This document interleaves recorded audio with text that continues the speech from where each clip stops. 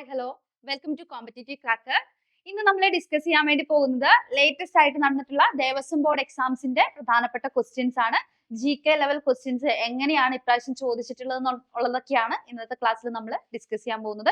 ഇപ്പൊ അടുത്തിടെ 2 എക്സാംസ് ആണ് നടന്നത്. ദേവസ്വം ബോർഡ് LDCയുടെ എക്സാം നടന്നിരുന്നു, നിങ്ങൾക്ക് എല്ലാവർക്കും അറിയാലോ.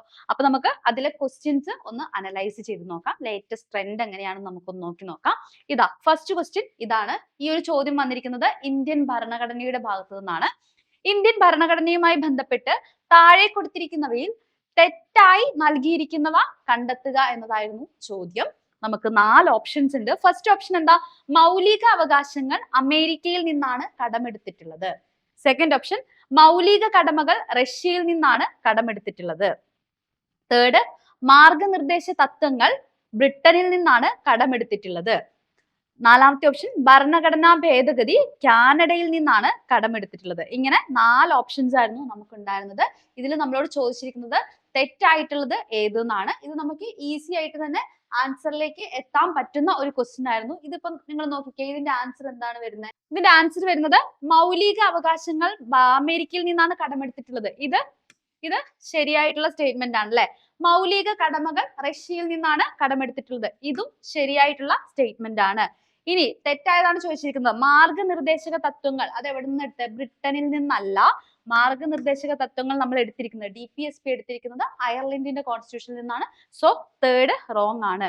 ഭരണഘടനാ ഭേദഗതി കാനഡയിൽ നിന്നാണ് കടമെടുത്തിട്ടുള്ളത് എന്ന് പറഞ്ഞത് എന്താണ്? ഇതും തെറ്റായിട്ടുള്ള സ്റ്റേറ്റ്മെന്റ് ആണ്. അപ്പൊ ഇവിടെ തെറ്റായിട്ടുള്ളത് ഓപ്ഷൻ 3ഉം 4ഉം ആണ്. 3ഉം 4ഉം ആണ് ഇവിടെ തെറ്റായിട്ടുള്ളത്. അപ്പൊ നമുക്ക് നോക്കാം ഇതിന്റെ ആൻസർ ഏതാ വരുന്നതെന്ന്. ഇതിന്റെ ആൻസർ 3, 4 എന്നിവ തെറ്റാണ്. ഇതാണ് ഈ ഒരു ചോദ്യത്തിന്റെ ആൻസർ ആയിട്ട് വരുന്നത്. അപ്പൊ നമുക്ക് അടുത്ത ചോദ്യത്തിലേക്ക് പോവാം. അടുത്ത ചോദ്യം നോക്കിക്കേ. തുലാവർഷം എന്നറിയപ്പെടുന്നത് ജനറൽ GK ഭാഗത്ത് വരുന്ന പ്രധാനപ്പെട്ട ക്വസ്റ്റ്യൻസ് ആണ് നമ്മൾ എടുത്തിരിക്കുന്നത്. തുലാവർഷം എന്നറിയപ്പെടുന്നത് എന്ത് എന്നായിരുന്നു ക്വസ്റ്റ്യൻ? തെക്ക് പടിഞ്ഞാറൻ മൺസൂൺ ആണോ, തെക്ക് കിഴക്കൻ മൺസൂൺ ആണോ, വടക്ക് കിഴക്കൻ മൺസൂൺ ആണോ, അതോ വടക്ക് പടിഞ്ഞാറൻ മൺസൂൺ ആണോ? ഇതിന്റെ ആൻസർ എന്താ? ഇതിന്റെ ആൻസർ വടക്ക് കിഴക്കൻ മൺസൂൺ എന്നുള്ളതാണ് ഈ ഒരു ചോദ്യത്തിന്റെ ആൻസർ ആയിട്ട് വരുന്നത്. അതായത് തുലാവർഷം എന്നറിയപ്പെടുന്നത് വടക്ക് കിഴക്കൻ മൺസൂൺ ആണ്. അപ്പം ഈ ഒരു ചോദ്യമൊക്കെ കണ്ടപ്പോൾ നിങ്ങൾക്ക് മനസ്സിലായിട്ടുണ്ടാവും ഏകദേശം വളരെ ബേസിക് ലെവൽ ക്വസ്റ്റ്യൻസ് ആണ് വന്നിട്ടുള്ളത്. അപ്പം ഇപ്രാവശ്യം ചോദിച്ചിരിക്കുന്ന 2 ക്വസ്റ്റ്യൻ പേപ്പർ എടുത്ത് നോക്കുകയാണെങ്കിലും നമുക്ക് കാണാൻ വേണ്ടി സാധിക്കുന്നത് വളരെ ബേസിക് ലെവൽ ക്വസ്റ്റ്യൻസ് തന്നെയാണ്. നമുക്ക് അടുത്ത ക്വസ്റ്റ്യൻ നോക്കാം. നീതി ആയോഗിന്റെ നിലവിലെ വൈസ് ചെയർമാൻ ആര് എന്നുള്ളതായിരുന്നു question. Option A Narendra Modi, option B Aravind Panagariya, option C Suman ബെരി and option D Subrahmanyam. Okay, ഇതിന്റെ ആൻസർ എന്താ? ഇതിന്റെ ആൻസർ വരുന്നത് ഓപ്ഷൻ സി സുമൻ ബെരി എന്നുള്ളതാണ് ഇതിന്റെ ആൻസർ ആയിട്ട് വരുന്നത്. നമുക്കറിയാം നീതി ആയോഗിന്റെ ചെയർമാൻ ആരാണ് എന്നായിരുന്നു ചോദിച്ചതെങ്കിൽ നീതി ആയോഗിന്റെ ചെയർമാൻ ആരാണ്? അത് പ്രധാനമന്ത്രിയാണ്, നരേന്ദ്രമോദിയാണ്. ഇവിടെ ചോദിച്ചിരിക്കുന്നത് നീതി ആയോഗിന്റെ നിലവിലെ വൈസ് ചെയർമാൻ ആരെന്നാണ്. നിലവിലെ വൈസ് ചെയർമാൻ സുമൻ ബെരിയാണ്. അങ്ങനെയാണെങ്കിൽ നീതി ആയോഗിന്റെ നിലവിലെ CEO ആരാണെന്ന് ചോദിച്ചാൽ അതിന്റെ ഉത്തരം എന്താണ്? അതിന്റെ ഉത്തരം BVR സുബ്രഹ്മണ്യം എന്നുള്ളതാണ് നീതി ആയോഗിന്റെ നിലവിലെ CEO എന്ന ചോദ്യത്തിന്റെ ആൻസർ. അപ്പം ഈ ഒരു ചോദ്യവും എന്താണ്? വളരെ ബേസ് ലെവൽ ആയിട്ടുള്ള ഒരു ക്വസ്റ്റ്യൻ ആയിരുന്നു. അടുത്തൊരു ക്വസ്റ്റ്യൻ നോക്കിക്കേ. അടുത്ത ക്വസ്റ്റ്യൻ നോക്കിക്കേ. നീതി ആയോഗിന്റെ ഫുൾ ഫോം, പൂർണ്ണ രൂപം എന്ത്? നീതി ആയോഗിലെ നീതിയുടെ ഫുൾ ഫോം എന്ത് എന്നുള്ളതായിരുന്നു ക്വസ്റ്റ്യൻ. അപ്പൊ നോക്കിക്കേ, ഓപ്ഷൻ എയിൽ പറയുന്നു national institution for transform India. അടുത്തത് national institute of transformation of India. Option C national institute for transforming with India. Option D national institution for transforming India. അപ്പം നീതി ആയോഗിന്റെ ഫുൾ ഫോം എന്താണെന്ന് റിപ്പീറ്റഡ് ആയിട്ട് ചോദിക്കുന്ന ഒരു ക്വസ്റ്റ്യൻ ആണ്. പല കോമ്പറ്റേറ്റീവ് എക്സാംസിലും ഈ ഒരു നീതി ആയോഗുമായി ബന്ധപ്പെട്ടിട്ടുള്ള ഈ ഒരു സെയിം ക്വസ്റ്റ്യൻ നമ്മൾ കണ്ടിട്ടുണ്ട്. ഇതിന്റെ ആൻസർ വരുന്നത് ഓപ്ഷൻ ഡി ആണ്. നീതി ആയോഗിന്റെ ഫുൾ ഫോം എന്താ? National institution for transforming India എന്നുള്ളതാണ് നീതി ആയോഗിന്റെ ഫുൾ ഫോം ആയിട്ട് വരുന്നത്. നമുക്ക് അടുത്ത ക്വസ്റ്റ്യൻ നോക്കാം. ദേശീയ സ്റ്റാർട്ടപ്പ് ദിനം ആചരിക്കുന്നത് എന്ത്? ഇമ്പോർട്ടന്റ് ഡേയ്സുമായി ബന്ധപ്പെട്ടിട്ടുള്ള ഒരു ക്വസ്റ്റ്യൻ ആയിരുന്നു. ഇതിന്റെ ആൻസർ വരുന്നത് ഓപ്ഷൻ ഡി ആണ്. ജനുവരി 16 എന്നുള്ളതാണ് ഇതിന്റെ ആൻസർ ആയിട്ട് വരുന്നത്. അപ്പൊ ദേശീയ സ്റ്റാർട്ടപ്പ് ഡേ എന്ന് പറയുന്നത് ജനുവരി 16 ആണ്. അടുത്ത ക്വസ്റ്റ്യൻ നോക്കിക്കേ. ഉത്തർപ്രദേശിലെ ഝാൻസി റെയിൽവേ സ്റ്റേഷന്റെ പുതിയ പേര് എന്ത് എന്നുള്ളതായിരുന്നു ക്വസ്റ്റ്യൻ.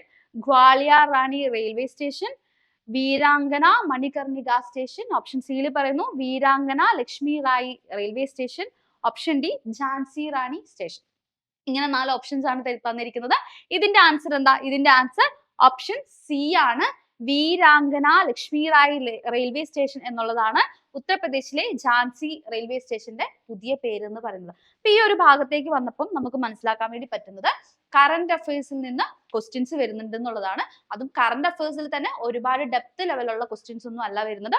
ബേസിക് ആയിട്ടുള്ള ക്വസ്റ്റ്യൻസ് ഒക്കെയാണ്, ഡയറക്റ്റ് ക്വസ്റ്റ്യൻസ് ഒക്കെയാണ് കറന്റ് അഫയേഴ്സിൽ നിന്നും വരുന്നത്. അപ്പം നമ്മൾ ക്വസ്റ്റ്യൻ പേപ്പർ പരിശോധിക്കുമ്പോൾ നിങ്ങൾക്ക് കാണാൻ വേണ്ടി സാധിക്കും കറന്റ് അഫയേഴ്സിന്റെ ഒരു ഇമ്പോർട്ടൻസ് നിങ്ങൾക്ക് കാണാൻ വേണ്ടി സാധിക്കും. കറന്റ് അഫയേഴ്സിൽ തന്നെ ഇമ്പോർട്ടന്റ് അപ്പോയിന്റ്മെന്റ്സ്, ഇപ്പൊ ലേറ്റസ്റ്റ് ആയിട്ട് വന്നിട്ടുള്ള ഇമ്പോർട്ടന്റ് അപ്പോയിന്റ്മെന്റ്സ് ഏതൊക്കെ, അതുപോലെ തന്നെ നൊബേൽ പ്രൈസുമായിട്ടുള്ള ക്വസ്റ്റ്യൻസ്, അപ്പൊ അത്തരത്തിലുള്ള ചോദ്യങ്ങളൊക്കെയാണ് ആനുകാലികം എന്ന ഭാഗത്തു നിന്നും ഇവർ ചോദിച്ചിട്ടുള്ളത്.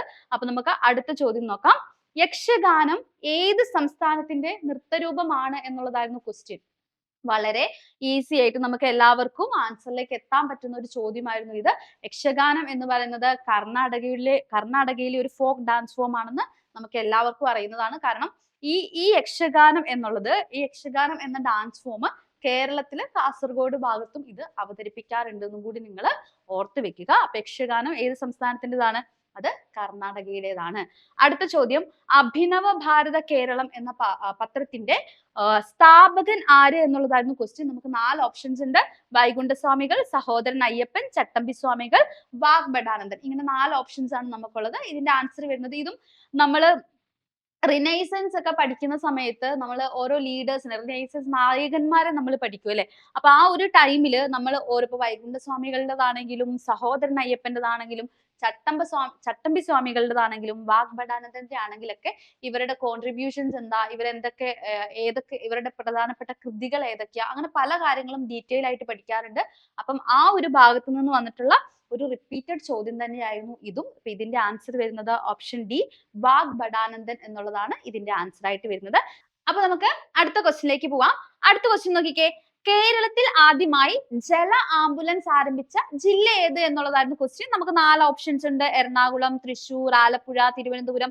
ഈ ഒരു ചോദ്യം വളരെ ഇമ്പോർട്ടന്റ് ആണ്, കറണ്ട് അഫയറുമായിട്ട് റിലേറ്റ് ചെയ്ത് വന്നിരിക്കുന്ന ഒരു ക്വസ്റ്റ്യൻ ആണ്.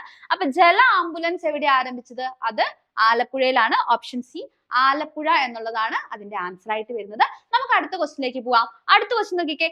സുപ്രീം കോടതിയുടെ രൂപീകരണവും ഭരണഘടനയുമായി ബന്ധപ്പെട്ട ഇന്ത്യൻ ഭരണഘടന ആർട്ടിക്കിൾ എത്ര ഏത് എന്നുള്ളതായിരുന്നു ചോദ്യം. ആർട്ടിക്കിൾ 124 ഉണ്ട്, ആർട്ടിക്കിൾ 197 ഉണ്ട്, ആർട്ടിക്കിൾ 202 ഉണ്ട്. ഇവയൊന്നുമല്ല. ഇങ്ങനെ 4 ഓപ്ഷൻസ് ആണ് നമുക്കുള്ളത്. ഇതിന്റെ ആൻസർ എന്താണ്? ഇതിന്റെ ആൻസർ ഓപ്ഷൻ എ 124 എന്നുള്ളതാണ്. സുപ്രീം കോടതിയുമായി ബന്ധപ്പെട്ടിട്ടുള്ള നമ്മുടെ കോൺസ്റ്റിറ്റ്യൂഷനിൽ പറയുന്ന ആർട്ടിക്കിൾ എന്ന് പറയുന്നത്, അനുച്ഛേദം എന്ന് പറയുന്നത്. ഇതും എന്താണ്?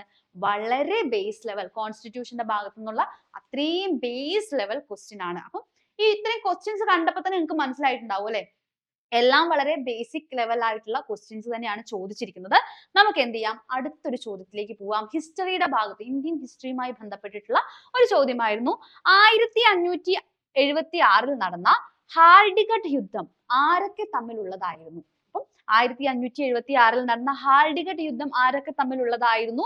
ഓപ്ഷൻ എയില് മാൻസിംഗും അക്ബറും തമ്മിൽ, ഓപ്ഷൻ ബി റാണ പ്രതാപും അക്ബറും തമ്മിൽ, ഓപ്ഷൻ ബി അക്ബറും റാണ സംഗയും തമ്മിൽ, ഓപ്ഷൻ ഡി ബാബറും റാണ പ്രതാപും തമ്മിൽ. ഇങ്ങനെ 4 ഓപ്ഷൻസ് ആണ് നമുക്കുള്ളത്.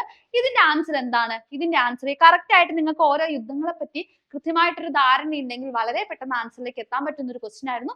ഇതിന്റെ ആൻസർ ഓപ്ഷൻ എ മാൻസിംഗും അക്ബറും തമ്മിൽ എന്നുള്ളതാണ് ഇതിന്റെ ഉത്തരമായിട്ട് വരുന്നത്. അപ്പൊ 1576 ഹാൽഡിഗട്ട് യുദ്ധം നടന്നിരിക്കുന്നത് മാൻസിംഗും അക്ബറും തമ്മിലായിരുന്നെന്ന് നിങ്ങൾ പഠിച്ചു വെക്കുക.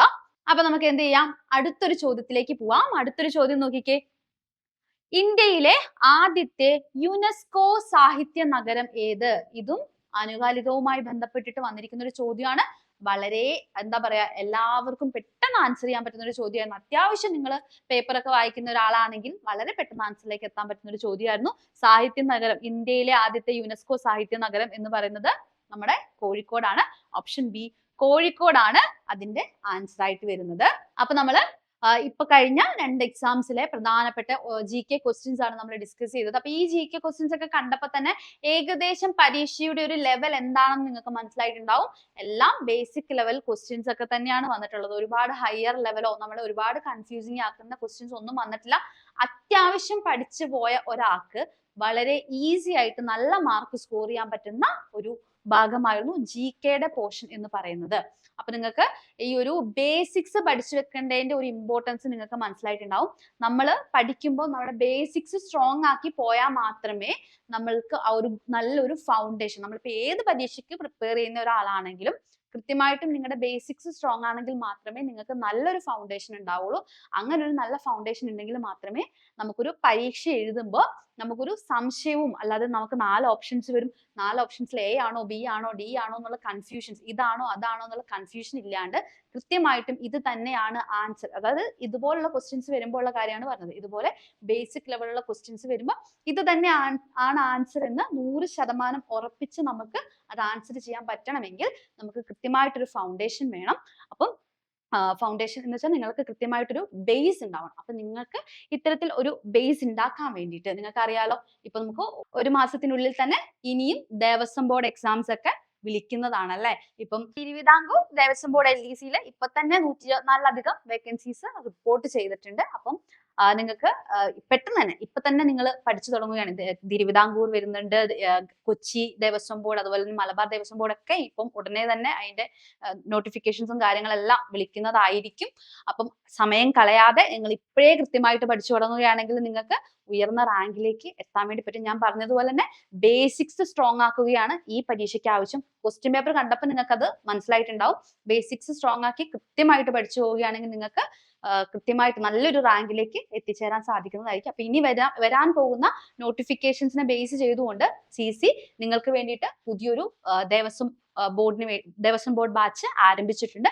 അപ്പൊ ഈ ബാച്ചിന്റെ ഭാഗമാകാൻ നിങ്ങൾ ആരെങ്കിലും ആഗ്രഹിക്കുന്നുണ്ടെങ്കിൽ ഇതിന്റെ കൂടുതൽ വിവരങ്ങൾക്ക് താഴെ കാണുന്ന നമ്പറിൽ കോൺടാക്ട് ചെയ്താൽ മതി. അപ്പൊ ഇതുപോലുള്ള യൂസ്ഫുൾ വീഡിയോസുമായിട്ട് വീണ്ടും കാണാം. താങ്ക്